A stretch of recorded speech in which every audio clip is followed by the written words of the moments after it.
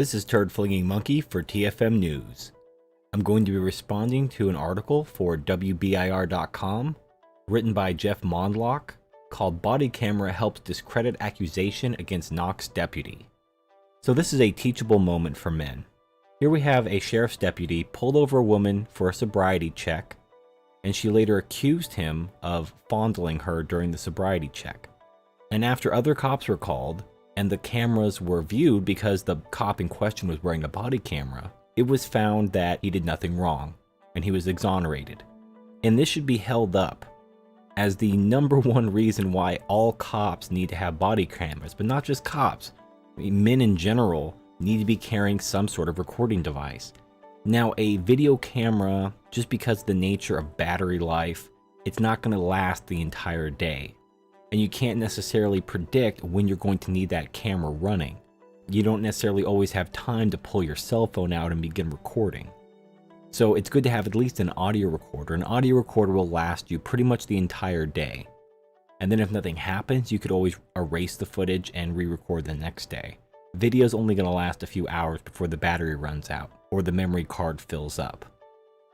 Let me just read from this article. It says, quote, "A Knox County deputy's body camera helped prove his innocence after he was accused of fondling a woman during a traffic stop." And later on it details what the woman faced charges for. It says that she was, quote, "arrested and faces multiple charges including DUI, criminal impersonation, and false reports.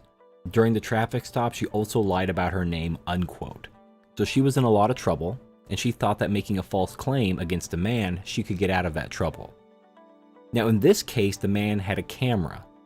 The man had a camera that exonerated him. How many men don't have cameras? They trust the woman, or they just didn't think to record everything because, who does that? Women don't do that. And then the woman turns around, tries to destroy the man's life to salvage her own reputation. It's his word against hers.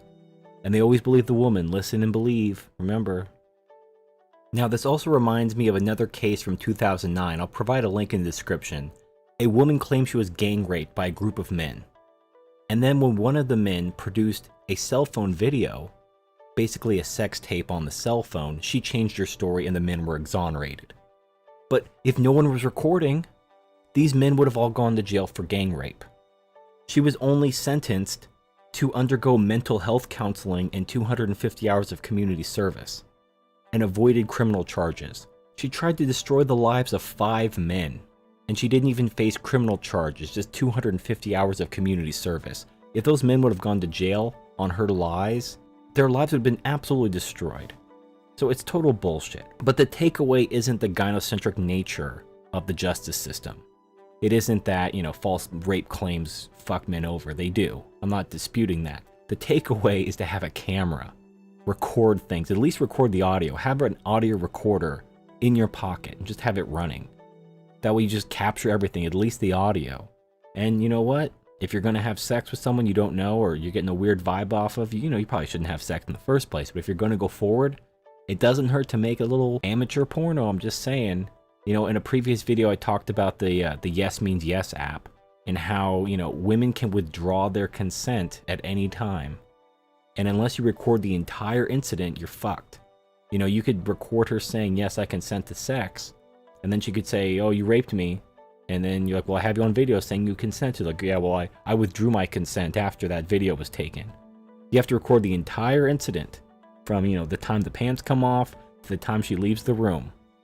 Because if you don't, she can just make some bullshit up and destroy your life, and it's her word against yours. A random woman could just target you as her rapist, and there's nothing you can do. I mean, this cop wasn't dating this girl. Part of his job was to interact with the public, and this woman accused him of fondling her to try to destroy his life because she was in trouble with the law. And that could happen to you. I don't know what you do for a living, but if you interact with women, they could pull this shit on you too. Being MGTOW may protect you from a rape claim after consensual sex if you don't have sex with women at all. But it's not going to protect you from a woman claiming you grabbed her or groped her, because it doesn't leave any DNA evidence. It's just her word against yours. So it's a good idea to carry a camera. This is Turd Flinging Monkey signing off.